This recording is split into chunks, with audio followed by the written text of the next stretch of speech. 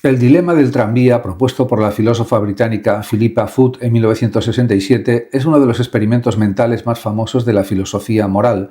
Su objetivo es explorar cómo juzgamos las decisiones difíciles cuando todas las opciones implican algún daño.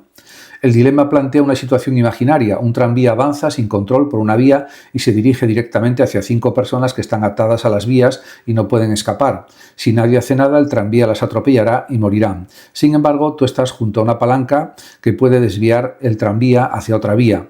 El problema es que en esa segunda vía hay una sola persona.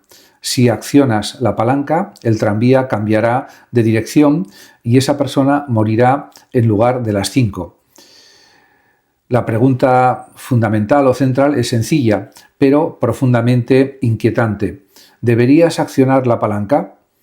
Y en este sentido, muchas personas consideran que sí, porque salvar a 5 personas parece moralmente mejor que dejar morir a 5 cuando podría salvarlas sacrificando solo a una vida, a una persona. Este tipo de razonamiento se asocia normalmente con el utilitarismo, una corriente ética que sostiene que la mejor acción es la que produce el mayor bien para el mayor número posible de personas.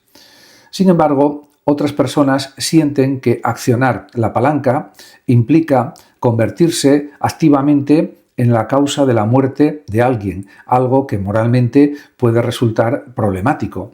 Desde esta perspectiva, no es lo mismo permitir que ocurra un daño que provocarlo directamente. Este enfoque está más relacionado con las teorías deontológicas o del deber, que defienden que ciertas acciones pueden ser moralmente incorrectas independientemente de sus consecuencias.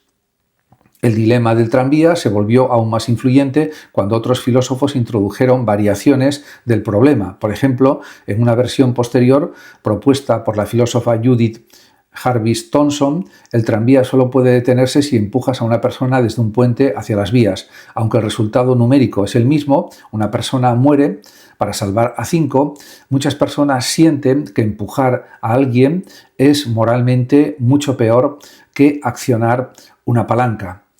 En este sentido, este contraste revela algo importante sobre nuestra intuición moral. No solo evaluamos los resultados, sino también la forma en que se producen esos resultados. Factores como la intención, la acción directa o indirecta y la responsabilidad personal influyen en nuestros juicios éticos.